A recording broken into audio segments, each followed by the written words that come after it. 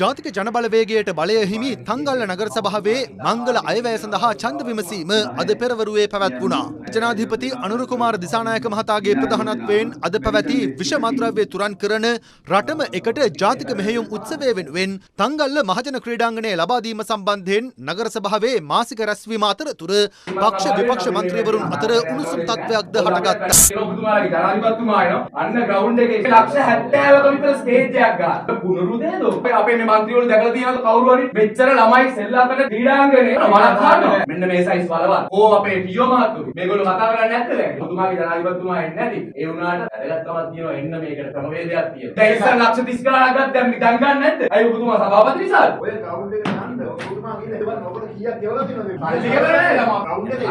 මේ රැස්වීමේ ඉන්නේ කොහොමද? දින 3ක් ඉස්සරහින් ආරක්ෂක අමාත්‍යාංශයේ පොලිසියට කතා කරලා කියනවා ආරක්ෂක කමිටු රැස් කරන්න. ග්‍රවුන්ඩ් එකට අවම හානියක් සිද්ධ වෙන පරිදි මේ රැස්වීම කරන්න. සභාපති විදියට මට විරුද්ධ වෙන්න බෑ. ඔබතුමාට පුළුවන් විරුද්ධ වෙන්න. ආරක්ෂකයේ ඉන්නකොට මහින්ද රාජපක්ෂ මහින්ද රාජපක්ෂ ඊට පස්සේ රනිල් වික්‍රමසිංහ ඔක්කොම ආව මේකට. මං එක්කෙනෙක්ට ග්‍රවුන්ඩ් එක දුන්නා ඔක්කොම පොළ උඩට ගෙනාවා. මම පිළිගත්තේ ගිහිල්ලා පොළ උඩට. ග්‍රවුන්ඩ් එක දුන්නේ නැහැ. ඒ වගේ කොන්දක් තියෙන්න ඕනේ. ඔය තත්ත්වයට අපි වැටෙන්නේ නැහැ. ග්‍රවුන්ඩ් එකට සිද්ධ වෙන හානි සියල්ලටම අපි බඳිනවා.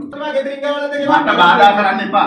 අනතුරුව පැවැති අයවැය ඡන්ද විමසීමේදී අයවැයට පක්ෂව ඡන්ද 9ක් සහ විපක්ෂව ඡන්ද 10ක් හිමි වූ අතර ඒ අනුව තංගල්ල නගර සභාවේ ජාතික ජනබලවේගයේ මංගල අයවැය පරාජයට පත් වුණා.